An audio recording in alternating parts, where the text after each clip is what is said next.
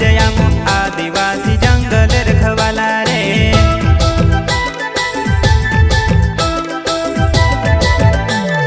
जल जंगल जमीन काजे पूजे रे आदिवासी दुनिया ने रखवाला रे।